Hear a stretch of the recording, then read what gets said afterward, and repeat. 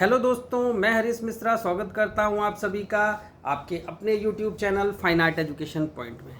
जैसा कि आप सभी के मन में कुछ हलचलें चल रही हैं, कुछ टेंशन बढ़ रही है कि जो यूपी पीजीटी का एग्ज़ाम कल हुआ है उस पेपर का एनालिसिस करने के बाद सबके दिमाग में हलचल चल रही है कि टीजीटी का पेपर कैसा आएगा। अब अभी तक आप इतने अच्छे से तैयारी कर रहे थे, पीसीटी का पेपर देखने के बाद थोड़ा सा टेंशन बढ़ी है लोगों में। और टेंशन बढ़ी है, एनालिसिस किया गया, एनालिसिस करके लोग अपने अपने व्यू बता रहे हैं और आपका अपना खुद का भी व्यू है। तो इसी में जैसे कि आप सभी के ही फ़ोन आए और उसके लिए मैं माफ़ी चाहूँगा कि सभी का फ़ोन मैं रिसीव नहीं कर पाया, चूँकि मैं जान रहा हूँ कि इस सब पर आपके मन में जो हलचल चल रही है वो टीजीटी एग्ज़ाम कैसा होगा इसी चीज़ को लेकर के चल रही है कि परीक्षा में प्रश्न कैसे आएंगे। एक एक व्यक्ति को चीज़ें समझा पाना मुश्किल है, इसीलिए मैंने कहा कि एक वीडियो के माध्यम से ही आप सभी को ये बातें बता दी जाएं, समझा दी जाएं। तो सबसे पहले मैं आपको बताना चाहूँगा कि जो कल पीजीटी का एग्ज़ाम हुआ था उस प्रश्न में, मतलब उस पेपर में इतना भी कठिन ऐसा कुछ नहीं था जितना चीज़ें बनाई जा रही हैं, जितना हुआ बन रहा है। हाँ, प्रश्न कठिन थे, लेकिन किस चीज़ के थे? वेस्टर्न आर्ट के प्रश्न कठिन थे। और वेस्टर्न आर्ट में भी जो एस्थेटिक्स से प्रश्न आए थे, एस्थेटिक्स तो ऐसा सब्जेक्ट है कि भाई उसमें आप जब तक आपकी विचारधारा सही से नहीं बनती, जब तक आप अरस्तु, प्लेटो, हीगेल, बामगार्टन इनकी विचारधारा को नहीं समझते तब तक आप उसको नहीं समझ पाएंगे। ऐसे ही फिलोसफर नहीं बन जाता इंसान। तो उसके लिए तो बहुत गहराई चाहिए सौंदर्य शास्त्र के प्रश्नों को सॉल्व करने के लिए। ठीक बात है, पीजीटी का पेपर था। पीजीटी के पेपर में जो पैटर्न होता है वो पैटर्न ये होता है कि इंडियन आर्ट के प्रश्न में कम आते हैं, वेस्टर्न और एस्थेटिक से प्रश्न ज़्यादा होते हैं। अब जो आपने पेपर देखा वो पेपर मेरे पास ये रखा हुआ है, यही पेपर आपको मिला होगा, यही पेपर आप सभी ने भी देखा होगा। तो इस पेपर को मैंने पूरा एनालिसिस करने के बाद मैं अब अपना व्यू दे रहा हूँ, आपको वीडियो के माध्यम से ये बातें बता रहा हूँ कि जो टीजीटी का पेपर होगा वो कैसा होगा।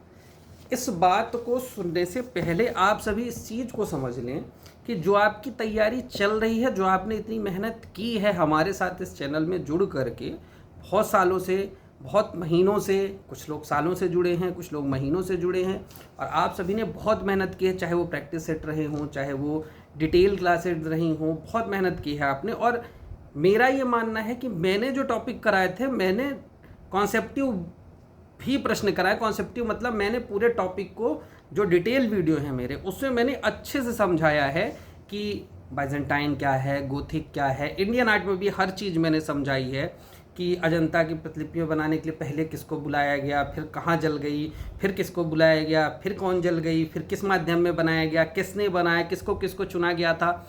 सारी बातें हमने कहानी जैसी की है, तो वहाँ आपका कॉन्सेप्ट बिल्कुल भी क्लियर है, आपको घबराने की जरूरत नहीं है। दूसरी बात, इतना भी कॉन्सेप्टिव प्रश्न नहीं पूछा गया था जितना अब एक माहौल क्रिएट हो रहा है कि नहीं बहुत टफ पेपर आया, बहुत टफ पेपर आया पीजीटी का पेपर। इसको मैंने पूरा एनालिसिस किया है। 125 प्रश्नों में 54 प्रश्न ऐसे हैं जो भारतीय चित्रकला से पूछे गए हैं, यानी इंडियन आर्ट से पूछे गए हैं। बाकी प्रश्न वेस्टर्न आर्ट और एस्थेटिक से हैं। तो हम ये मान के चलें कि जो हमारा टीजीटी का पेपर होगा उसमें इतने तो वेस्टर्न नहीं आने, इंडियन आर्ट ज़्यादा आएगा। तो इस पेपर के एनालिसिस में हम सिर्फ इंडियन आर्ट के पेपर से तुलना करें ना, हम वेस्टर्न एस्थेटिक्स को क्यों ले रहे हैं? भाई टीजीटी का जो सिलेबस है उसके सिलेबस में वेस्टर्न आर्ट तो है ही नहीं, और वेस्टर्न आर्ट है ही नहीं तो जिस प्रकार से एग्जाम का पैटर्न चल रहा है, क्या पता इस बार वेस्टर्न के एक भी प्रश्न ना आए, ये भी हो सकता है। और अगर आएंगे भी तो आप ये मान के चलिए कि प्रश्न सरल ही आएंगे। हाँ, थोड़ा बहुत प्रश्न घुमाएगा, वो तो मैं हमेशा से कहता हूँ कि 10 से 15 प्रश्न ऐसे रहेंगे जो आपको कन्फ्यूज़ करेंगे, क्योंकि भाई अगर सबके सब आप 125 में 125 कर देंगे तो फिर सिलेक्शन कैसे होगा लोगों का? फिर तो सबको तो नौकरी मिलेगी नहीं, और फिर डेट ऑफ बर्थ से दे देंगे नौकरी, ऐसे तो नहीं होगा। इसीलिए वो जानबूझ के ऐसे प्रश्न रखे जाते हैं ताकि आप 125 में 125 तक ना पहुँचें, और पहुँचे भी तो 1-2 लोग ही पहुँचे, ताकि जो चयन प्रक्रिया है वो आसान की जा सके। तो पहले तो पेपर कोई कठिन नहीं है, मैं इस चीज़ को समझाना चाहता हूँ। मैं आपको प्रश्न भी बताऊँगा कि किस तरीके से पूछे गए हैं। बहुत सरल प्रश्न थे। इस पूरे पेपर में 54 प्रश्न पूछे गए हैं, जिसमें 4 प्रश्न ऐसे हैं जो नए हैं, यानी ऐसा नहीं कि नए हैं, मतलब हमने नहीं पढ़ा है। बाकी नए प्रश्न 4 आए हैं, बाकी सब प्रश्न सरल हैं, बस थोड़ा सा उसने अपनी भाषा को चेंज किया है बस। बाकी इतने सरल सरल प्रश्न हैं इंडियन आर्ट के कि अब क्या बताएं। अभी देख लेते हैं। इसमें मैं हवा में बातें नहीं कर रहा हूँ, मैं पेपर पढ़ने के बाद ही सारी बातें कर रहा हूँ और आपसे खुद बनते हैं। देखिएगा, मैं जिस तरीके से बात करूँगा, आप पहले खुद मेरी बात सुनिए, उसके बाद आप खुद एनालिसिस कीजिए कि टीजीडी का पेपर कैसा होगा। आप सबसे पहले तो इसे मान लीजिए कि इसमें जो 54 प्लस इंडियन आर्ट के हैं, हम इसी से आकलन लगाएं ना, क्योंकि इंडियन आर्ट के पीजीटी में अगर पूछे गए हैं तो ये हाई लेवल के होंगे, और मान लो हम मैक्सिमम मानते हैं तो मैक्सिमम इसी लेवल का आएगा ना, इससे हाई तो नहीं जाना चाहिए इंडियन आर्ट में। ठीक बात है, हम हाई लेवल लेके चलते हैं, जो इसका इंडियन आर्ट है वही इंडियन आर्ट वहाँ भी आएगा। ठीक, वेस्टर्न सिलेबस में नहीं है, आता है तो बेसिक आता था पहले जो आता था। अब पहली बात तो आउट ऑफ सिलेबस आना नहीं चाहिए, उम्मीद है शायद इस बार ना आए। आएगा तो ठीक है, इसमें भी पूछे गए थे गोथिक शैली का समय काल क्या था, गोथिक शैली कहाँ से शुरू हुई थी, मार्सेल ड्यूचैम्प के उससे आया था, स्क्रीम पेंटिंग एडवर्ड मुंच की वहाँ से आया था, यानी कि सरल सरल प्रश्न भी पूछे गए थे। घनवाद में कैसे चित्र बनते थे यहाँ से आया था, बाइजेंटाइन से आया था। ऐसा नहीं था कि सारे प्रश्न कठिन थे, वेस्टर्न में भी आधे प्रश्न कठिन थे, आधे प्रश्न सरल थे। तो हम अभी वेस्टर्न को किनारे करते हैं, केवल इंडियन की बात करते हैं इस वीडियो में। तो इंडियन आर्ट में जो प्रश्न आए, 54 प्रश्नों में मैंने बताया 4 प्रश्न कठिन थे। उसमें एक प्रश्न जो आया था निब कलम, मुगल काल में निब कलम क्या है, वो आपको नया प्रश्न लगा होगा। एक पाथेर की दुर्गा करके एक जो प्रश्न बना था, देख लेते हैं।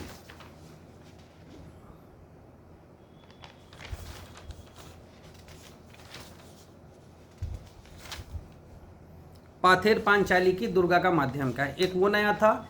एक चंपेय जातक में जो बोधिसत्व हैं वो किस तरीके से बनाए, कौन है, एक ये प्रश्न आपको नया मिलेगा। इसी तरीके से 2-3-4 प्रश्न नए थे, बस बाकी सब पुराने थे।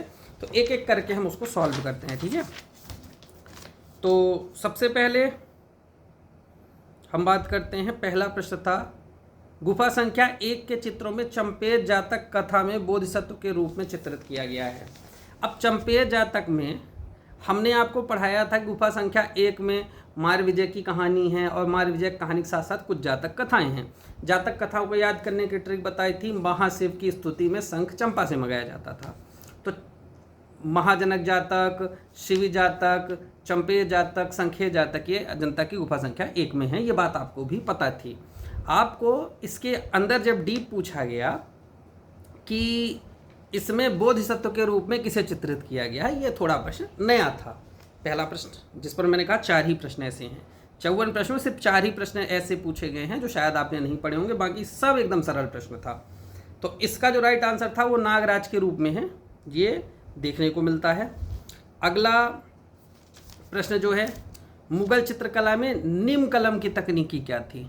निम कलम भी आपके लिए नया होगा, क्योंकि निम कलम भी जल्दी तो मुझे तो किसी किताब में देखने को नहीं मिला, अगर किसी किताब में होगा तो अलग बात है। मैंने जितना पढ़ा तो मैंने निम कलम नहीं पढ़ा था, इसीलिए मैंने नहीं पढ़ाया था। अगर अब ये है कि अब इस बार से एग्ज़ाम में आ गया है तो अगली जो किताब छपेंगी उनमें ये प्रश्न आ जाएगा, तो अब लोग तैयार कर लेंगे।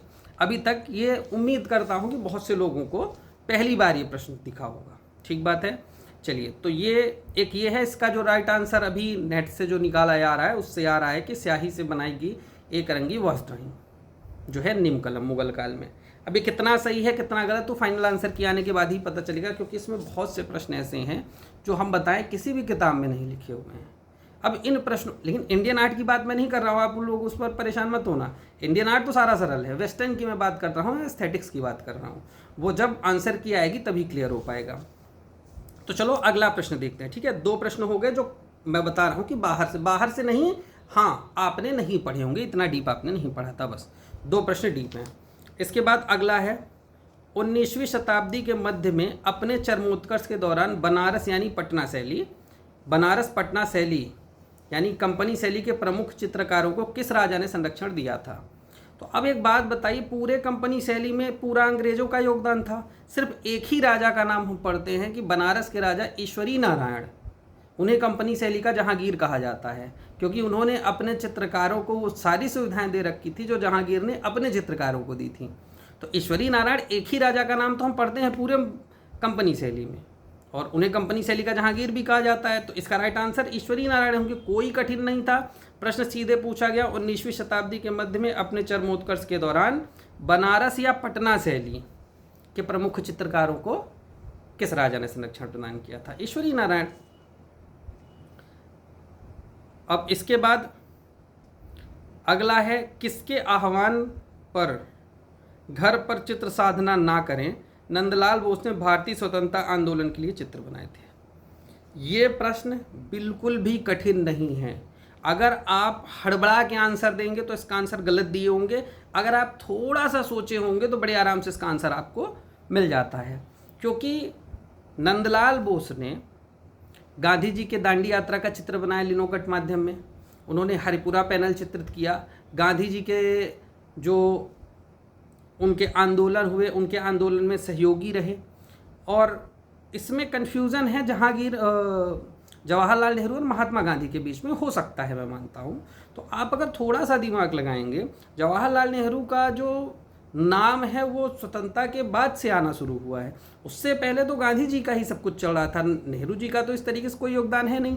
तो शुरुआत में जो भी काम हो रहे थे वो गांधी जी के थ्रू ही हो रहे थे, तो गांधी जी ने ही इनको कहा था, और इसका राइट आंसर गांधी जी है। गांधी जी के ही कहने पर इन्होंने गांधी जी के साथ होकर के स्वतंत्रता आंदोलन में इन्होंने हिस्सा लिया, और गांधी जी की दांडी यात्रा जैसे चित्र भी इन्होंने बनाए थे। तो राइट आंसर गांधी जी। बड़े आसानी से आप थोड़ा सा दिमाग लगा कर इसका आंसर दे सकते हैं। ठीक, अगला क्वेश्चन देखते हैं। अगला क्वेश्चन इंडियन आर्ट से पूछा गया था, अलवर के राजगढ़ किले के शीश महल में सुंदर भित्ति चित्र बनाने का श्रेय किस कलाकार को जाता है? अलवर शैली से प्रश्न पूछा है।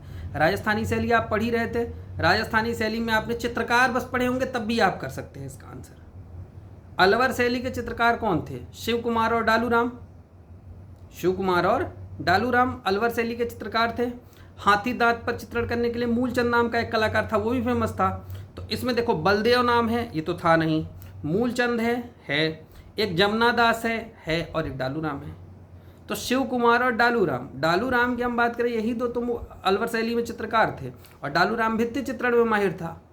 तो राइट आंसर इसका भाई, अगर आपको कुछ भी नहीं पता, आपको इतना भी पता है कि अलवर शैली के कलाकार शिव कुमार और डालूराम थे, अगर ये भी प्रश्न आपको पता तब भी आप डालूराम लगा लेंगे, क्योंकि जमुना दास था नहीं, बलदेव थे नहीं, मूलचंद हाथी दांत के लिए फेमस। तो हाथी दांत और भित्ति चित्रण एकदम अलग अलग है। डालूराम इसका राइट आंसर होगा। बड़ी आसानी से आप इसे कर सकते थे। ठीक है, अगर आपको केवल चित्रकार बस पता रहा होगा तो। आगे देखते हैं, अगला पूछा गया, दिल्ली शिल्पी चक्र की स्थापना कब हुई थी? इसे वो दिल्ली शिल्पी चक्र समूह की स्थापना किस वर्ष हुई थी? सिंपल सिर्फ सीधे सीधे पूछा था, 1949 में दिल्ली शिल्पी चक्र की स्थापना हुई थी।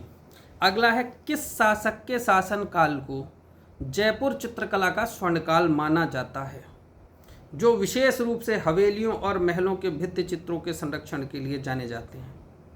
तो अब सीधी सी बात है कि अगर हम इसको पूछ लेते जयपुर चित्रकला का स्वर्णकाल किसके शासनकाल में था, डायरेक्ट प्रश्न में ऐसे पूछते थे। अब इसमें क्या पूछा है, किस शासक के शासनकाल को जयपुर चित्रकला का स्वर्णकाल माना जाता है, जो विशेष रूप से हवेलियों और महलों के भित्ति चित्रों के संरक्षण के लिए जाना जाता है? अरे शुरू में ही प्रश्न है कि जयपुर चित्रकला का स्वर्ण युग किसके समय में था? तो जयपुर कला का स्वर्ण युग सवाई प्रताप सिंह के समय में था। तो सीधी सी बात है, हमें प्रताप सिंह लगा देना है। अब आगे हवेलियों और भित्ति चित्रों के लिए जाना है, जब इधर बात आती तब हम थोड़ा सा अपना दिमाग ज़्यादा चलाने लगते हैं। तो यहाँ पर सीधे सीधे प्रश्न था कि जयपुर शैली का स्वर्णकाल किसके शासनकाल को माना जाता है।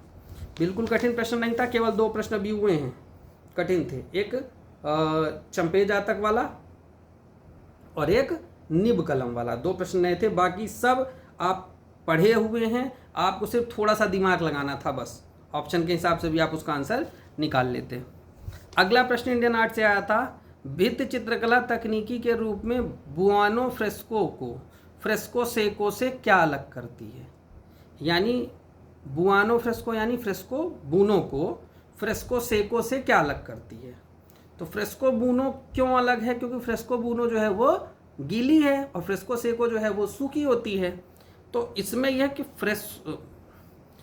भित्ति चित्रकला तकनीक के रूप में फ्रेस्को बुआनो को फ्रेस्को सेको से क्या अलग करती है? फ्रेस्को बुआनो के बारे में पूछ रहा है। फ्रेस्को बुआनो गीली होती है, तो इसमें ऑप्शन है, इसमें सीधे गीले प्लास्टर पर रंग द्रव्य लगाने की आवश्यकता होती है। सीधी सी बात है, फ्रेस्को बूनो की बात है तो गीले प्लास्टर पर ही होगा। चलो ठीक है, ये इसका राइट आंसर है। इसके बाद अगर हम देखें तो जो 3 ऑप्शन और है उसमें गीले प्लास्टर की कहीं बात हो ही नहीं रही है। केवल एक ही ऑप्शन ऐसा है जिसमें गीले प्लास्टर की बात हो रही है और फ्रेस्को बूनो के बारे में कह रहा है। तो फ्रेस्को बूनो मतलब गीला प्लास्टर, सीधे सीधे आंसर नंबर ए हो जाएगा। ठीक है, कोई कठिन नहीं था। थोड़ा प्रश्न शब्दावली थोड़ा अलग है, लेकिन बाकी प्रश्न वही पूछा कि फ्रेस्को बूनो फ्रेस्को सेको से क्यों अलग है? क्योंकि ये गीली दीवार पर होती है। ठीक, अगला नेक्स्ट देखते हैं जो इंडियन आर्ट से प्रश्न पूछा गया है।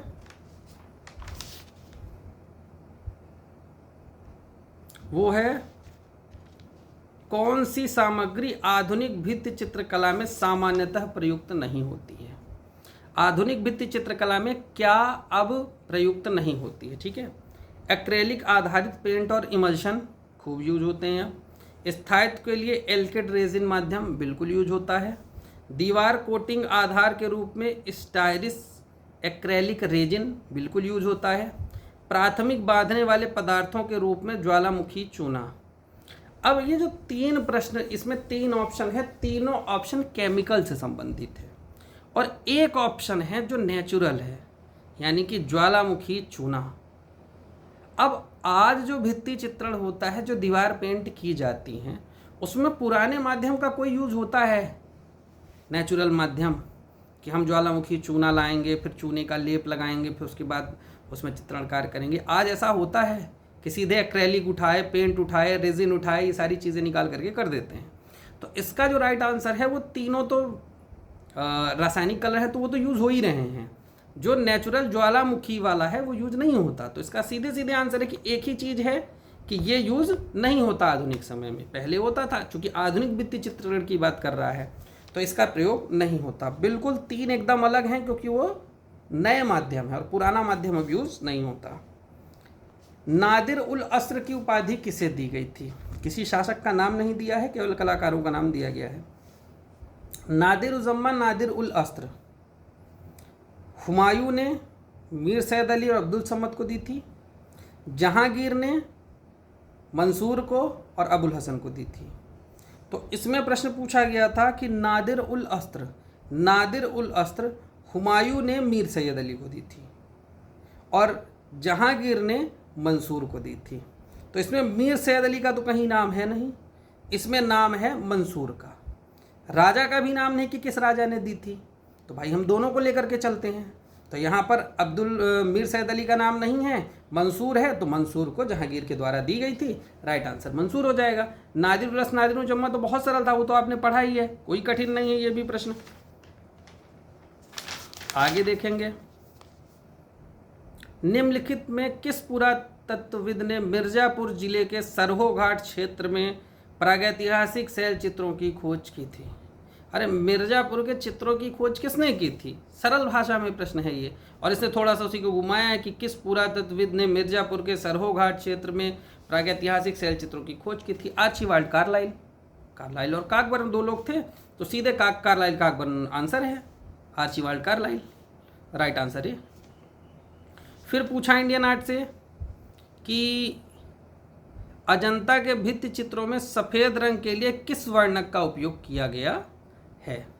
ये प्रश्न भी आपको नया होगा। तीसरा प्रश्न अब आया है जो नया है, ठीक है, कि अजंता भित्ति चित्रों में सफ़ेद रंग के लिए किस वर्णक का उपयोग किया गया था? अब ये प्रश्न देखो कहीं भी लिखा नहीं मिलता है।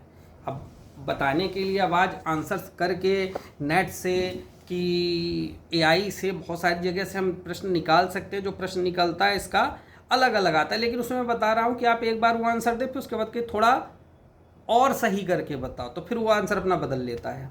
तो अभी इसका कुछ कहा नहीं जा सकता, जब आंसर किया जाएगी तभी ये प्रश्न क्लियर हो पाएगा। वैसे इसका जो राइट आंसर है वो सी बता रहा है, जो नेट से भी बताया जा रहा है। तो ये प्रश्न भी नया है, तो इस पर हम डिस्कस नहीं करते हैं। 3 प्रश्न ऐसे हो गए हैं जो नए हैं। 54 प्रश्नों में, ठीक है। अगला है सित्तनवासन और थिरुलाईपुरम के प्रारंभिक भारतीय भित्ति चित्र किस तकनीकी के संयोजन का उपयोग करके बनाए गए हैं।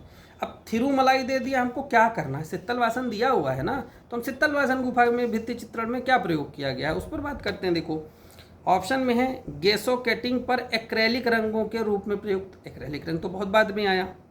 पूरी तरह से बुआनो फ्रेस्को विधि, मैंने आपको बताया कि पूरे भारतीय चित्रकला के इतिहास में कहीं भी फ्रेस्को ब्रूनो का प्रयोग नहीं हुआ है, केवल एक ही जगह फ्रेस्को ब्रूनो है, वो जयपुरी फ्रेस्को में, जिसे जयपुर की आराइस पद्धति कहा जाता है। बाकी भारतीय चित्रकला में जितने भी भित्ति चित्रण में काम हुआ है सब फ्रेस्को सेको में हुआ है, ब्रूनो में नहीं हुआ है। तो यहाँ से सीधे से है, ये भी नहीं होगा। पारंपरिक तैल चित्रकला प्रक्रिया, भैया तैल चित्रकला सित्तनवासन के समय में थोड़ी थी। फिर अगला है सामग्री आधारित रंगों का उपयोग करके फ्रेस्को सेको में चित्रित करना, और भारतीय चित्रकला में जो गुफाएं हैं वो फ्रेस्को सेको में ही चित्रित हुई हैं। तो इसका राइट आंसर डी सीधे निकल आया, 3 एकदम अलग। भाई एक्रेलिक नहीं हुआ है, फ्रेस्को ब्रूनो बिल्कुल नहीं है, तैल चित्रण बिल्कुल नहीं है, तो बचा कौन सा, सामग्री आधारित फ्रेस्को सेको, बिल्कुल सही, एकदम सही। और भाई हम तो पढ़े हैं ना कि जितनी भी गुफाएं हैं वो सब की सब फ्रेस्को सेको में हैं, क्योंकि फ्रेस्को ब्रूनो इटालियन फ्रेस्को है, मानिए इटली में जो भित्ति चित्र बनाए गए हैं, जो यूरोप के भित्ति चित्र बनाए गए हैं वो फ्रेस्को ब्रूनो में बनाए गए हैं। बाकी जो भारत में बनाए गए हैं वो फ्रेस्को सेको में ही बनाए गए। तो ये भी बड़े आसानी से हम इसको केवल सित्तलवासन गुफा को देख करके करिए ना, थिरुमलाई क्यों देखें हम, जो हमारे सित्तलवासन से ही काम हो जाएगा, ठीक बात है। अगला है खोई मोम, लॉस्ट वैक्स प्रक्रिया निम्न में से किसके लिए एक महत्वपूर्ण तकनीकी है। लॉस्ट वैक्स प्रोसेस धातु ढलाई की प्रोसेस है, धातु ढलाई की तकनीक है। तो सीधी सी बात है, मिट्टी के बर्तन, ग्राफिक्स, धातु ढलाई या चित्रकारी, तो धातु ढलाई। कौन सा कठिन था, बिल्कुल सर, अभी केवल 3 प्रश्न ऐसे आए हैं जो शायद आपने नहीं पढ़े हैं, बाकी आप थोड़ा सा दिमाग लगाएं, सबका आंसर आपको पता है। अगला आया है पाथेर पांचाली की दुर्गा का माध्यम क्या है, बिल्कुल 5वां प्रश्न आ गया।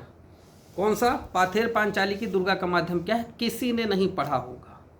अपवाद के रूप में मैं नहीं कह सकता हूँ 1-2 लोग पढ़े हो तो फिर बाद में करें सर मैंने पढ़ रखा था, बिल्कुल पढ़े होंगे, हो सकता है कि किसी ने पढ़ा हो, लेकिन उम्मीद करते हैं कि ये प्रश्न जल्दी किसी ने नहीं पढ़ा। यहाँ तक कि नेट में भी सर्च करने पर ये मूवी का नाम आ रहा है, तो इसका भी कोई खास आंसर नहीं मिलेगा ना, आपने पढ़ रखा है। और अभी भी इसका क्या राइट आंसर होगा कुछ भी क्लियर नहीं है। AI से पूछो तो AI जल रंग बता रहा है, थोड़ा उसको मॉडिफाई करने के लिए कहो तो तेल रंग बता देता है। तो इस पर भी अभी फाइनल डिसीजन नहीं लिया जा सकता, क्योंकि डायरेक्ट ना कहीं लिखा हुआ हमने पढ़ा है ना डायरेक्ट इसका आंसर मिल रहा है। तो ठीक बात है, ये 5वां क्वेश्चन हो गया, सॉरी 5वां कहाँ, 4था प्रश्न। 4 प्रश्न हुए ना अभी, कि जो थोड़े से मैं बता रहा हूँ कि आपने नहीं पढ़े होंगे। बाकी आया था वसली क्या है, वसली कागज था, और कागज कैसा था, कागज पर कागज, कागज पर कागज चिपका करके मोटा कागज बना दिया जाता था। इस पर देखो, सतह को चमकाने के लिए इस्तेमाल किए जाने वाले चिकना पॉलिशदार पत्थर, पत्थर तो वसली था नहीं, सीधी सी बात है ये नहीं होगा। बारीक पिसा हुआ खनिज रंग वर्णक, वसली रंग तो था नहीं था। चित्रकारी के लिए एक साथ चिपकाई गई कई हस्तनिर्मित कागज की परतें, कई हस्तनिर्मित कागज की परतें चिपका करके चित्रकारी के लिए कागज बनाया जाता था, ये वसली, ठीक है। और चौथा है रंग वर्णक तैयार करने के लिए प्रयुक्त गोंद या बाइंडर, तो गोंद तो था नहीं, तो कागज चिपका करके जो मोटा कागज बनाया जाता था उसी को वसली कहते थे। सिंपल, कहाँ से आता था, इंग्लैंड से आता था, इंग्लैंड से नहीं मिलता था तो नेपाल से मंगा लिया जाता था, पढ़े ही हम इसके बारे में, ये भी कोई कठिन प्रश्न नहीं था, आपने इसको बड़े अच्छे से पढ़ रखा है। अब 5वां, जो 5वां प्रश्न हमने कहा था, लंदन स्थित इंडिया हाउस के सामने, लंदन स्थित इंडिया हाउस को सजाने के लिए भारत सरकार द्वारा चुने गए 3 कलाकारों के नाम कौन थे। ये प्रश्न वैसे तो पढ़ाया जाता है बुक में रेफरेंस इसका मिलता है, लेकिन इतना डीप चलो हमने नहीं पढ़ा था, तो इसको भी हम मान लेते हैं कि अपन इसको हटाते जाते हैं, तो ये भी प्रश्न आ गया है। इसका राइट आंसर ललित मोहन सेन, शारदा वकील और सुधांशु चौधरी, ये 3 आंसर ये वाला हो सकता है जो अभी मिल रहा है, क्योंकि ये तो पढ़ा नहीं गया था, हमने भी नहीं पढ़ा था, बुक में रेफरेंस से आप खोजेंगे तो मिल जाएगा, ठीक है।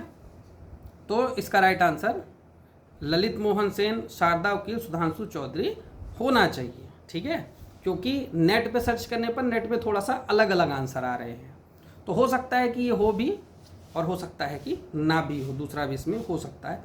चलो हम इसको भी मान लेते हैं, ये एक नया प्रश्न था। 5 प्रश्न हुए अब जा करके। अब अगला प्रश्न है, मुगल और दक्कन शैली के सम्मिश्रण वाली हड़ौती चित्रकला शैली में कौन कौन सी 2 उपशैलियाँ शामिल हैं? अरे भाई, मुगल दक्कन शैली के सम्मिश्रण से बनी, हमको क्या मतलब है? वो हड़ौती शैली के बारे में पूछ रहा है ना। हड़ौती शैली की उपशैली कौन है? तो हड़ौती के अंतर्गत कोटा, बूंदी, झालावाड़ 3 आती हैं। अब इसमें है मेवाड़, मारवाड़, बिल्कुल नहीं। किशनगढ़, अलवर, बिल्कुल नहीं। जयपुर, बीकानेर, बिल्कुल नहीं। बूंदी और कोटा, बूंदी कोटा हड़ौती के अंतर्गत आती हैं भाई। वही मेवाड़ मारवाड़ वो अपने आप में शैलियाँ हैं। किशनगढ़, अलवर सब अलग है। बूंदी और कोटा यही दोनों तो हड़ौती की हैं। सभी की उपशैलियाँ पढ़ाया गया था ना, वहीं से तो आया है। बिल्कुल सरल प्रश्न। अगला देखते हैं, चित्रकूट में भरत का राम से मिलाप में कितनी चित्राकृतियाँ हैं? सीधे सीधे पहले भी पूछा गया था प्रीवियस ईयर में, एनसीईआरटी में तो अच्छे से बताया गया है। एनवीएस के पेपर में, इस वाले में नहीं, इसके पहले जो एनवीएस वाला एग्जाम हुआ था उसमें भी पूछा गया था कितनी आकृतियाँ हैं। 49 आकृतियाँ मिलती हैं, तो इसका राइट आंसर 49 होगा।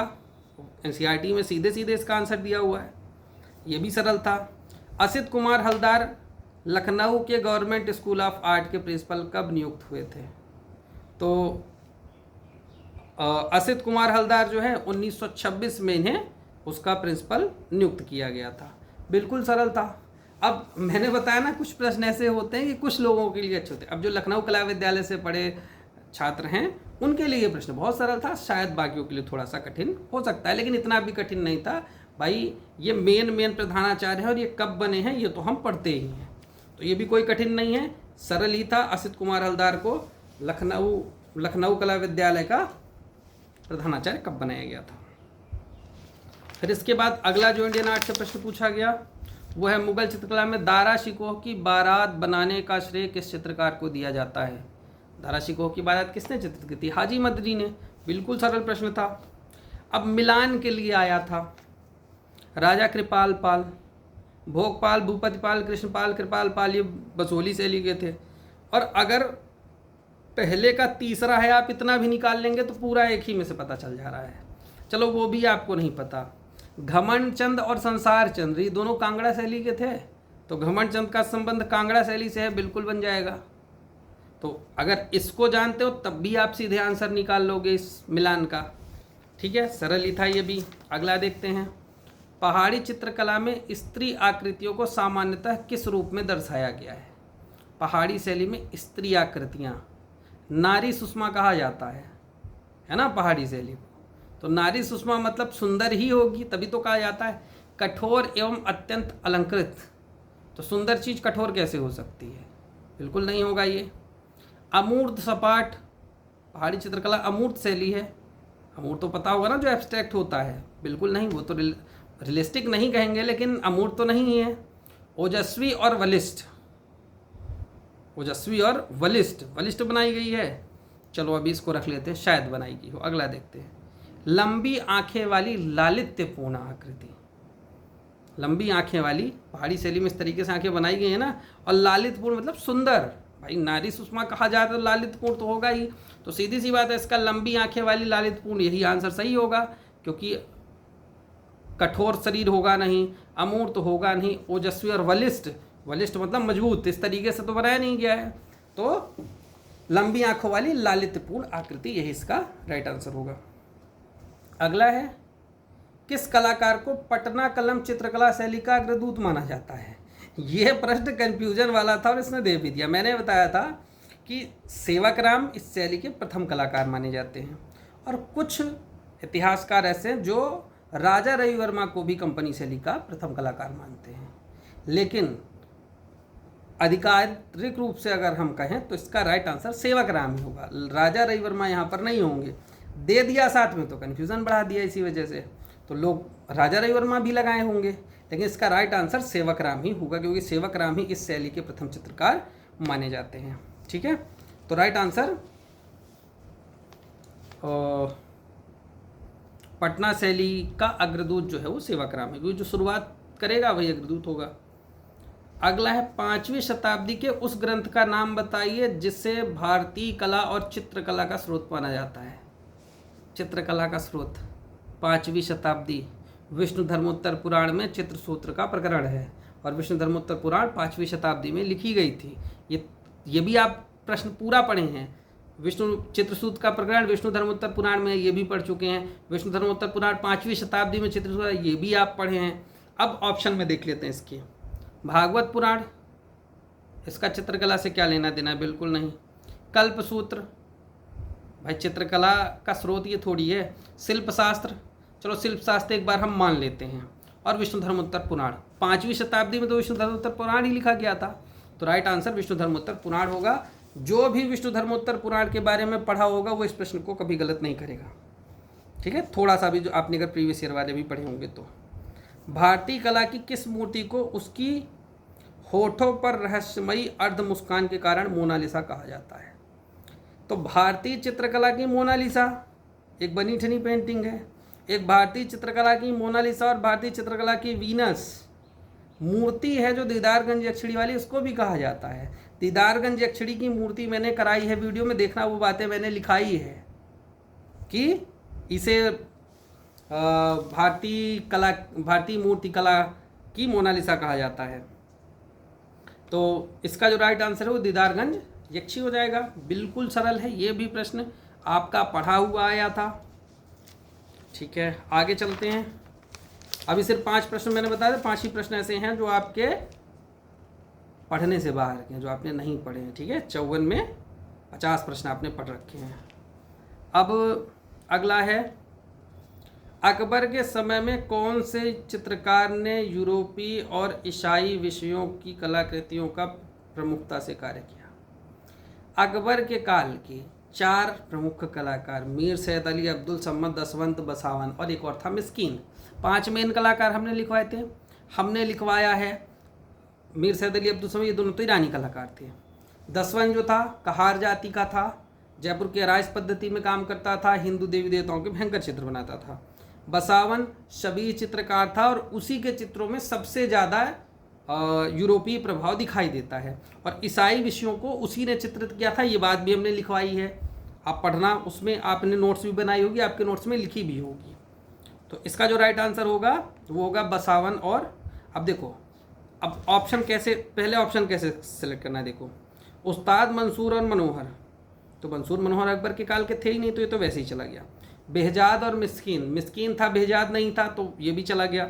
अब बचा बसावन और केशुदास, ठीक, और दसवंत और तारा। चलो तारा अकबर के काल में बहुत से थे, तो हो सकता है कि तारा भी हो। तो अब बसावन केशवदास और दसवंत तारा, ये दोनों अकबर के शासनकाल के हो सकते हैं, हम ऐसा मान के चलें। अब इसमें आप ये सोचें कि भाई इसमें पूछ रहा है ईसाई विषयों पर कौन काम करता था, तो ईसाई विषयों पर दसवंत करता था कि बसावन करता था, बस अब ये दोनों में एक क्लियर करना है। तो बसावन करता था, क्योंकि दसवंत आराइश पद्धति में काम करता था। तो इसका राइट आंसर जो हो जाएगा वो बसावन और केशवदास हो जाएगा, राइट आंसर सी। क्योंकि आप देखिएगा मीर सैयद अली, अब्दुल सम्मद, दसवंत, बसावन और मिस्कीन, इन 5 के बारे में आपने लिखा रखा। आप अपनी नोट्स में भी देखेंगे तो मिल जाएगा, मैंने भी पढ़ाया है डिटेल वाले में, उसमें भी आपको मिल जाएगा। अगला है, जयपुर फ्रेस्को चित्रकला के साथ सबसे अधिक जुड़ी हुई कौन सी स्वदेशी तकनीकी जिसमें गीले चूने के प्लास्टर पर रंगों का प्रयोग करके चिकनी संगमरमर जैसी फिनिशिंग प्रदान की जाती थी? इतना लंबा प्रश्न लिख दिया, अब हमें सिर्फ थोड़ा सा समझना है। देखो, जयपुर भित्ति चित्र चित्रकला, जयपुर भित्ति चित्र चित्रकला की वह स्वदेशी तकनीकी जिसमें चूना प्लास्टर सब छोड़ दो, ठीक है। ऑप्शन देखो, सिग्रेफिटो, स्केलिग्ना, टेम्परा सेक्को, आराइस पद्धति। जयपुर की जो फ्रेस्को है, जयपुरी फ्रेस्को, उसको आला गीला पद्धति कहा जाता है। और आला गीला मतलब आराइस, गीली पद्धति मतलब आराइस पद्धति। तो यहाँ पर क्या हो जाएगा, जयपुर की पद्धति कौन सी थी? आराइस पद्धति में काम होता था ना। जयपुर अभी दसवंत के बारे में बताया, दसवंत जयपुर की आराइस पद्धति में काम करता था। आराइस मतलब गीली पद्धति। तो यहाँ सीधे सीधे जयपुर भित्ति चित्र के बारे में पूछ रहा है, और यहाँ आराइस ऑप्शन में दिया हुआ है, तो जयपुर भित्ति चित्र राइस पद्धति में है।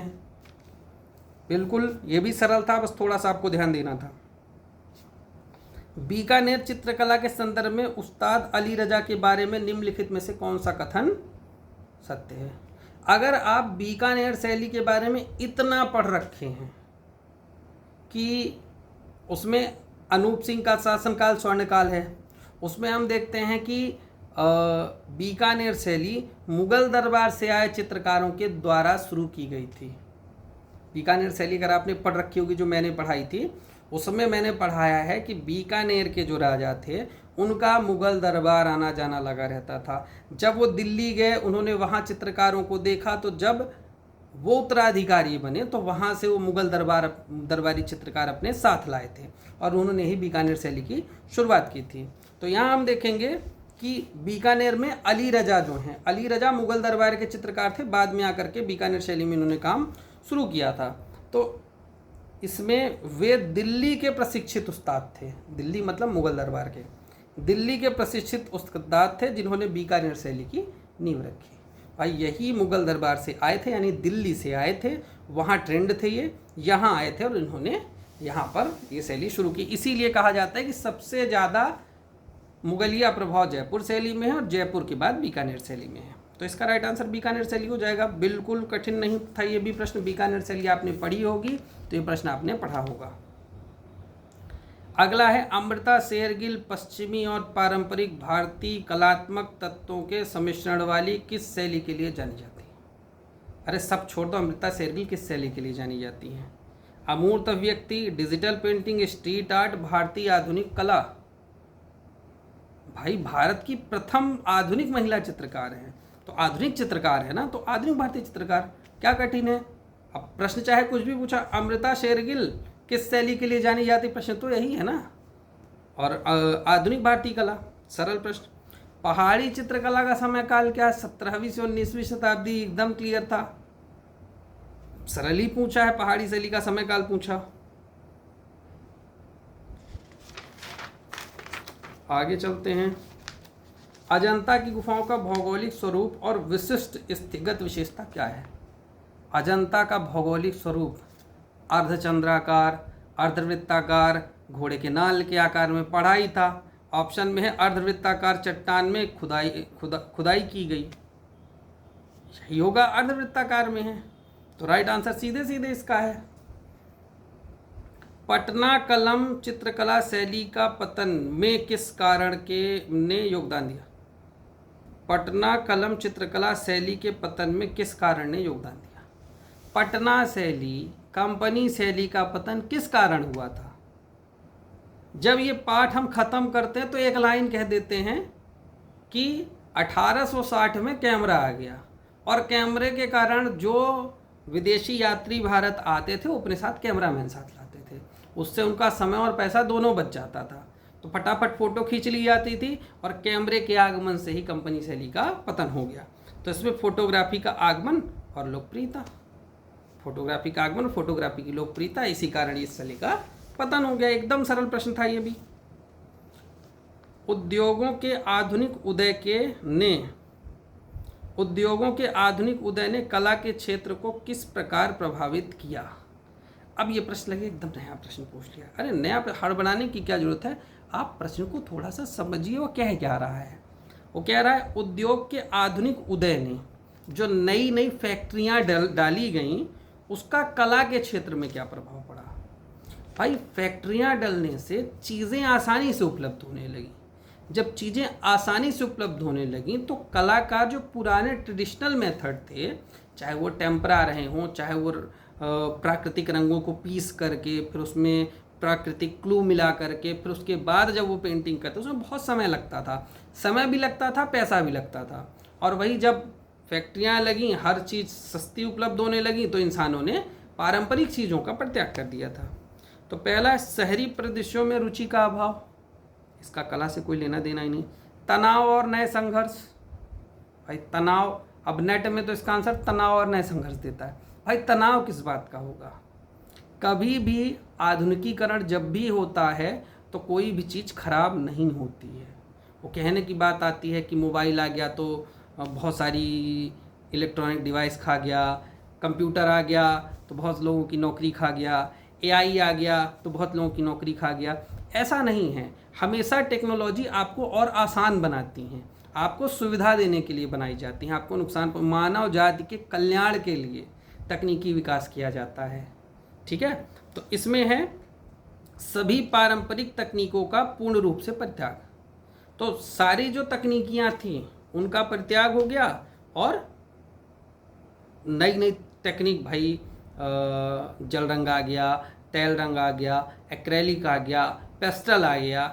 तो आधुनिक युग के उदय में यही सारी चीज़ें हुई। तो इसका राइट आंसर सभी पारंपरिक तकनीकों का पूर्ण रूप से परित्याग होगा। बड़े आसानी से 3 आंसर इसके एलिमिनेट हम कर सकते हैं। ठीक है, मैं मानता हूं कि 19-20 आंसर में हो सकता है।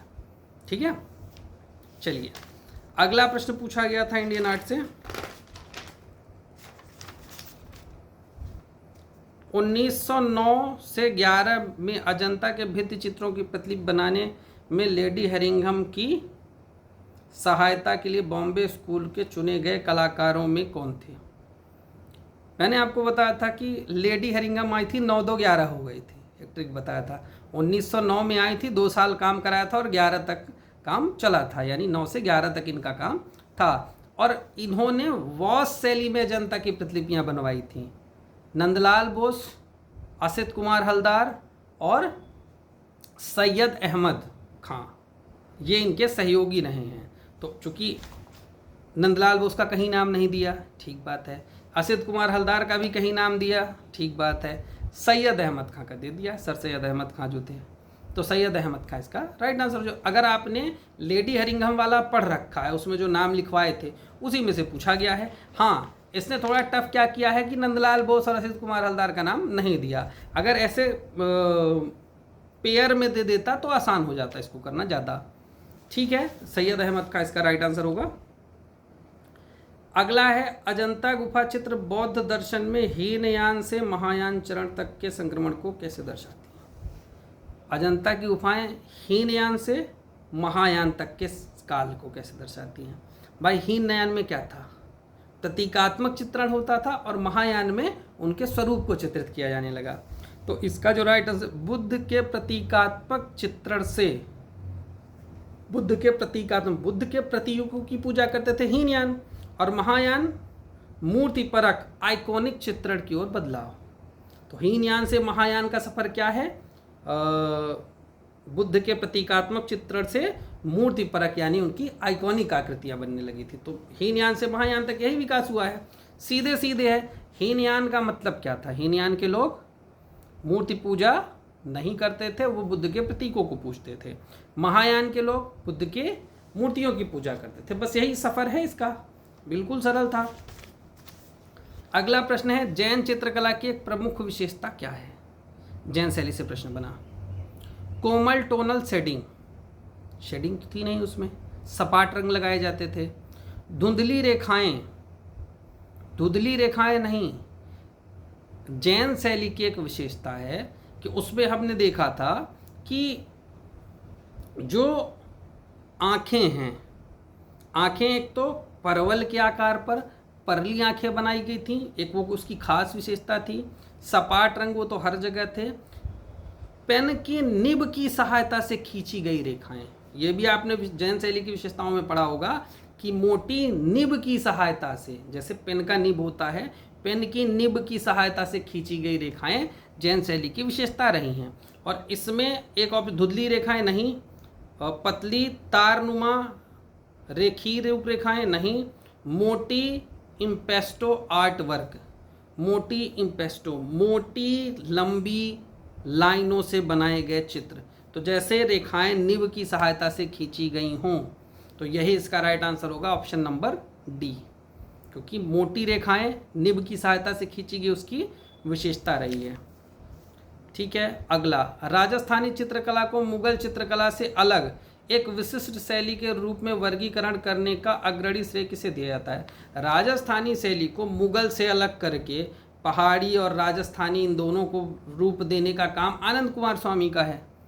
इन्होंने राजपूत पेंटिंग नामक पुस्तक जो लिखी, उसमें ही इन्होंने बताया कि राजस्थानी और पहाड़ी शैली मुगल से अलग है, और इन दोनों का जो कुल मिलाकर के वो सब आप छोड़ दो। आप राजस्थानी शैली में अग्रणी भूमिका तो आनंद कुमार स्वामी की है, तो कुछ मत करो, आनंद कुमार स्वामी, और अग्रणी भूमिका राजस्थानी शैली की तो आनंद कुमार स्वामी ही होंगे। ठीक है, ये भी वही प्रश्न था, कोई कठिन नहीं था। अजंता गुफा निर्माण का दूसरा चरण किस राजवंश से संबंधित है, ये प्रश्न अच्छा आया था भाई। हम उसमें पढ़ते हैं सातवाहन काल से शुरू हुई, फिर वाकाटक ने काम कराया, फिर गुप्त आए। गुप्तों के समय में अच्छे से काम हुआ, यानी कि सर्वाधिक और सर्वश्रेष्ठ काम गुप्त काल में हुआ था। लेकिन दूसरा चरण इसमें जो है वो तो वाकाटकों का है। पहले सातवाहन, फिर वाकाटक, फिर गुप्त आए हैं, तो इसमें दूसरा चरण वाकाटक का है। तो इसका राइट आंसर वाकाटक होना चाहिए। मैं जितने भी आंसर बता रहा हूँ जो ऐसे पूछे जा रहे हैं वो मैं अपना बता रहा हूँ। ठीक है, अगला देखता हूँ। अगला है भारतीय कला की कौन सी प्रवृत्ति इंस्टॉलेशन और परफॉर्मिंग आर्ट की ओर बदलाव से संबंधित है, जो अक्सर सामाजिक राजनीतिक विषयों पर केंद्रित रहती है। चलो ठीक है, हटाओ, इस प्रश्न को ऐसे समझो कि इंस्टॉलेशन और परफॉर्मिंग आर्ट ये क्या पुराने ज़माने में थे? साइकिल के नट को जोड़ जोड़ करके, साइकिल की रिम को जोड़ करके मूर्तियाँ बना देना, ये क्या पहले था ट्रेडिशन आर्ट में? नहीं था। ये न्यू मीडिया है, ये नए माध्यम है। पहले ऐसा नहीं था कि सिंधु घाटी काल में ऐसा बना, गुप्त काल में ऐसा हुआ, कुषाण काल में ऐसा हुआ। इस तरीके से हम कहीं भी नहीं देखते। ये सब चीज़ें न्यू मीडिया की हैं। तो इसका सीधी सी बात है भाई, ऑप्शन में क्या क्या है। बड़ौदा समूह के कलाकार, बड़ौदा समूह कलाकार इंस्टॉलेशन में काम करते थे। बंगाल स्कूल आंदोलन, बंगाल से लिख कलाकार इंस्टॉलेशन में काम करते थे? नहीं करते थे। पैक ग्रुप के कलाकार इंस्टॉलेशन में काम करते थे? नहीं करते थे। New media art, new media मतलब नए माध्यमों में जो काम करते हैं वही है। तो राइट आंसर ए हो जाएगा। भले ही आपने पढ़ा नहीं था, लेकिन इतना तो समझ आपको है ही कि अगर आप इस प्रश्न को वैसे भी करो तो कठिन नहीं है। अगला, पटना कलम चित्रकला के लिए प्रयुक्त माध्यम क्या है? पटना शैली से ही पहली बार भारत में जल रंग चित्रण का प्रारंभ हुआ। तो राइट आंसर क्या है? जल रंग चित्रण का प्रारंभ। ठीक, तो राइट आंसर डी हो जाएगा, जल रंग चित्रण का प्रारंभ। अब बात आएगी कि तैल रंग भी तो हुआ था सर। तैल रंग पटना के कलाकार नहीं थे, वो यूरोप के कलाकार आए थे, वो राजाओं के चित्र बनाते थे, वो पटना शैली में काम नहीं करते थे। पटना शैली के जो कलाकार थे वो बाजारू बेचने के उद्देश्य से चित्र बनाते थे, वो लोग जल रंग में काम करते थे। तो पटना शैली का प्रयुक्त माध्यम जल रंग होगा। ठीक, ये भी सरल था। कोई पटना में वसली कागज का प्रयोग करके जल रंग से उन्होंने चित्रण बनाया था, ये हम पढ़े ही हैं। अगला है महाराणा अमर सिंह द्वितीय अपने शिकारी कुत्तों के साथ हुक्का पीते हुए राजस्थान की किस उपशैली में बना है? ठीक है, चलो हम मान लेते हैं नया प्रश्न है। लेकिन आप सिर्फ एक बात बताओ, महाराणा अमर सिंह किसके शासनकाल में थे? जब मैं आपको मेवाड़ पढ़ाया था, मैंने आपको अच्छे से पढ़ाया था कि मेवाड़ अगर आपने सही से पढ़ लिया तो राजस्थानी शैली आप पूरी पढ़ लेंगे, फिर कठिन नहीं लगेगी कहीं भी। मेवाड़ के राजा महाराणा प्रताप के बेटे थे अमर सिंह, जिसके बारे में बताता हूँ कि महाराणा प्रताप जीवन भर अकबर के खिलाफ युद्ध करते रह गए, लेकिन उन्होंने अकबर की अधीनता स्वीकार नहीं की थी। वहीं उनके बेटे अमर सिंह ने जहांगीर के साथ संधि कर ली। तो अमर सिंह जो हैं, अमर सिंह महाराणा प्रताप के बेटे यानी मेवाड़ के। तो सीधी सी बात है, बीकानेर, बूंदी, किशनगढ़ या मेवाड़। तो राइट आंसर मेवाड़ हो जाएगा। तो भाई इतना अगर आपको पता है कि अमर सिंह, महाराणा अमर सिंह मेवाड़ के हैं, तो मेवाड़ के हैं तो मेवाड़ शैली में चित्रित हुए। ये भी कोई कठिन नहीं था। महाराणा प्रताप के बेटे अमर सिंह, यहाँ तक तो हम पढ़ाते ही हैं। इसके बाद अगला इंडियन आर्ट से बनाया महान कलाकार नूरुद्दीन राजस्थानी लघु चित्रकला किस उपशैली से संबंधित है? कृष्ण झूले पर चित्र किसने बनाया था? नूरुद्दीन ने। किस शैली में? बीकानेर शैली का है नूरुद्दीन। ये तो हम पढ़े ही हैं, कोई कठिन नहीं था। मुगल सम्राट के समय में कौन सी पांडुलिपि मुख्य रूप से चित्रित हुई? यहाँ हमजानामा भी है, अकबरनामा भी है, आईने अकबरी भी है और अनवर सुहेली भी है। ठीक बात है, यानी सब कुछ इसमें चित्रित हुई है। तो हमें कोई एक पुस्तक बतानी है, तो चलो हम ले लें अकबरनामा, शायद हो, क्योंकि अकबर के समय में अकबरनामा चित्रित हुई। हम इसको ले, तो इसमें आईने अकबरी और अकबरनामा दोनों दे दिया। अब कौन सी वाली? आईने अकबरी और अकबरनामा में क्या अंतर है? और एक है हमजानामा। और बार बार देखा गया कि प्रीवियस ईयर में पेपर में पूछा गया है कई बार कि हमजानामा का चित्रण किसके शासनकाल में हुआ, हमजानामा किसने चित्रित कराया। बार बार हमजानामा को फोकस किया गया है अकबर को लेकर के। तो इसका राइट आंसर हमजानामा ही होगा। हमजानामा का चित्रण इसके समय में हुआ। ठीक। कबीर रैदास का चित्र किसने बनाया था? एनसीईआरटी में दिया हुआ है, फकीरुल्लाह खान ने।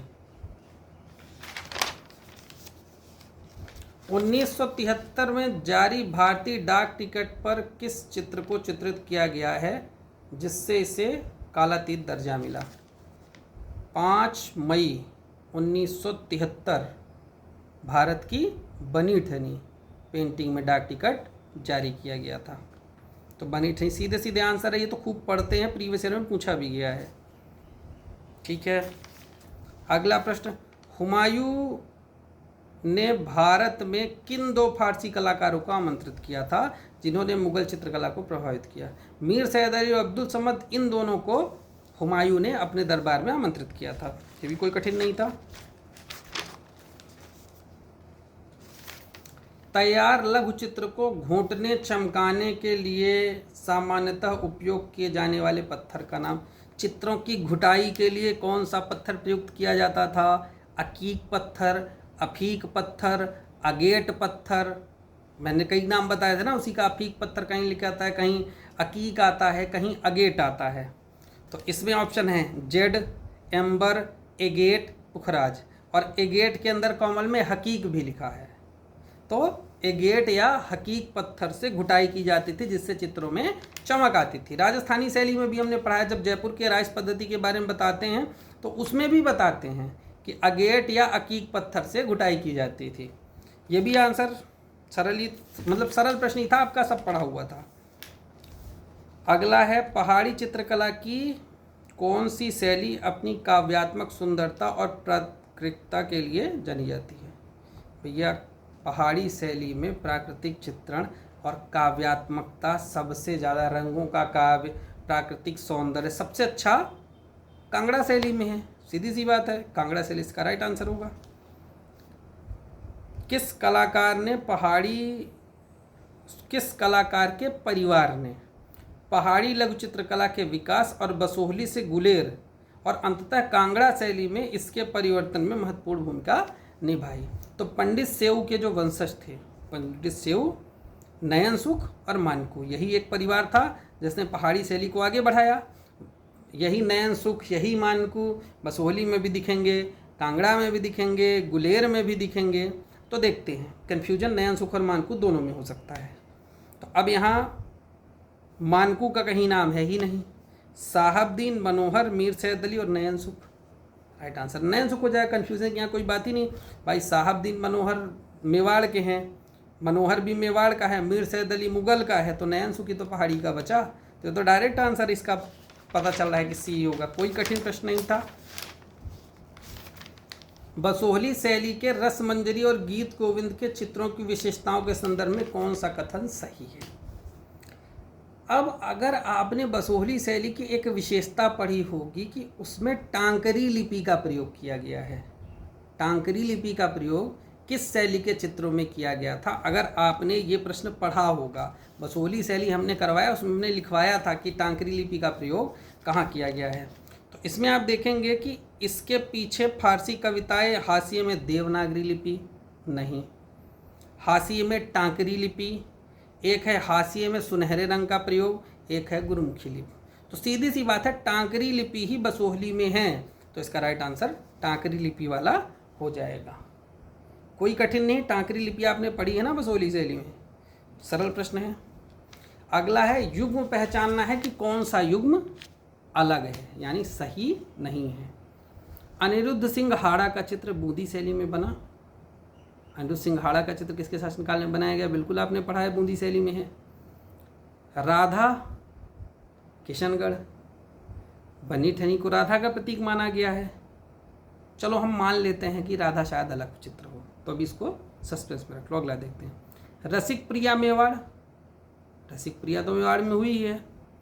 राग भैरवी बीकानेर, तो और राग दीपक और राग भैरवी किस शैली के प्रसिद्ध चित्र थे?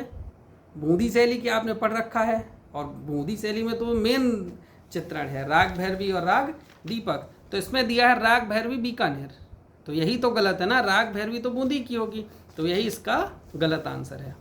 तो राइट आंसर सी हो जाएगा इसका। इसके बाद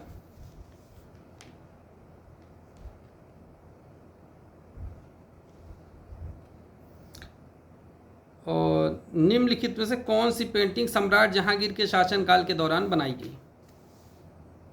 अब एक है कृष्ण गोवर्धन पर्वत उठाए हुए, ये मिस्कीन का है। चीते के साथ शिकार करते हुए अकबर, दारा शिकोह की बारात और पक्षी विश्राम पर बाज। अब जहांगीर के शासनकाल में पूछ रहा है, जहांगीर के शासनकाल में बाज मंसूर ने बनाया था, और मंसूर तो मुख्यतः जहांगीर के शासनकाल का, ये तो बिल्कुल नहीं भूल सकते आप। तो राइट आंसर बाज हो जाएगा। अब एक बात बताइए, 55 प्रश्न मैंने कराए, 55 प्रश्नों में मैंने सिर्फ 4 प्रश्न आपको बताए जो ऐसे थे कि जो आप नहीं पढ़े होंगे, मैं इतना मान लेता हूँ। बाकी आपने सब पढ़े हैं, और थोड़ा सा आप बस प्रश्न को नहीं समझ में आ रहा है, आप ऑप्शन पढ़ लीजिए, ऑप्शन पढ़ के आप कर सकते हैं। अब हमने आपको जो बताया उसमें से 50 प्रश्नों में इसमें कहाँ प्रश्न ऐसे आए हैं जो बाहर से पूछे गए हैं, आउट ऑफ सिलेबस पूछ लिया गया है, पता नहीं कहाँ से पूछ लिया गया है, ऐसा तो कुछ भी नहीं है।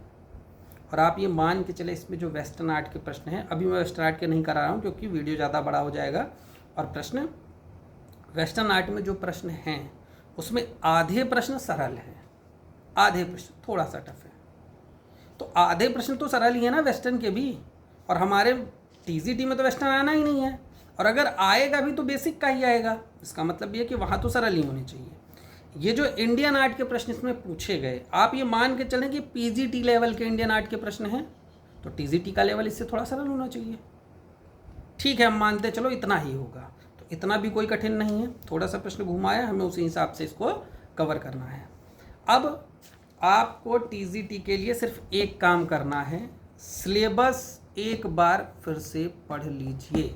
जितना समय बचा है उसमें आप सिलेबस को एक बार, जो आपके पास नोट्स रखी हैं, एक बार नोट्स को पढ़ के समझ के रखिए, क्योंकि कुछ प्रश्न ऐसे आ रहे हैं जो कॉन्सेप्टिव आ रहे हैं। अगर नहीं कर पाएंगे तो बहुत हड़बड़ाने की ज़रूरत नहीं है, पैनिक क्रिएट मत करिए, क्योंकि जितना ज़्यादा आप परेशान होंगे उतना ज़्यादा आपका रिवीजन प्रभावित होगा, और रिवीजन प्रभावित होगा तो उसका असर आपके एग्ज़ाम में पड़ेगा। इसलिए आप कोशिश करिए कि आप चुपचाप जिस तैयारी में है उसी तैयारी में रहिए, अपने दिमाग को इस तरह से प्रिपेयर कर लीजिए कि मुझे प्रश्न को समझना है। एक बात और बता दूं, इस तरीके के प्रश्न में दिक्कत क्या आएगी?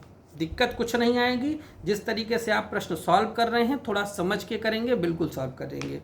समस्या जो आएगी वो ये आएगी कि आप पेपर 2 घंटे में नहीं कर पाएंगे। अगर इस तरीके से बार बार घुमा फिरा के प्रश्न पूछे और आप पूरा पढ़ने लगेंगे तो आपको पेपर करने के लिए 2 घंटे कम पड़ जाएंगे। इसलिए कोशिश करिएगा कि प्रश्न को हम समझ के पढ़ें। बस एक ही चीज़ आपको करनी है, जो यूथ से आप पढ़ रहे हो उसको समझना शुरू करो कि इसका मतलब क्या है, और ये जो ऑप्शन दिए इनके मतलब क्या है। बस कोई प्रश्न कठिन नहीं आया था। इंडियन आर्ट आपने देख लिया, 50 में 4 प्रश्न ऐसे हैं जो आपसे नहीं बनते। अगर यूथ भी आप पढ़े होते तो भी आप सब कर लेते, 4 ही प्रश्न आपसे नहीं बनते। तो 50 में 4 नहीं बनते, 100 में 8 नहीं बनते, 100 में 8 नहीं बनते, और 8 4 और मान लेते हैं 12, 100 में, और 25 में 4 और मान लो। यानी अगर इस रेशियो से भी लेके चलें तो 12 ही प्रश्न ऐसे आने चाहिए जो आपसे नहीं बनेंगे। बाकी तो 100 105 110 प्रश्न तो वही रहेंगे ना। तो आपको परेशान होने की ज़रूरत नहीं है, आपकी तैयारी बहुत अच्छी चल रही है, इसीलिए मैंने आपको प्रश्न के लेवल समझा दिए। भाई आप वेस्टर्न से क्यों आकलन कर रहे हो यूपीटीसीटी का, आपको इंडियन से करना है ना, तो बहुत सही है। आप इसी तरीके से प्रश्न आएंगे। इंडियन आर्ट पर अपनी कमांड अच्छे से बनाए रखिए। मिलेंगे नए वीडियो में, तब तक के लिए धन्यवाद। परेशान मत होएं।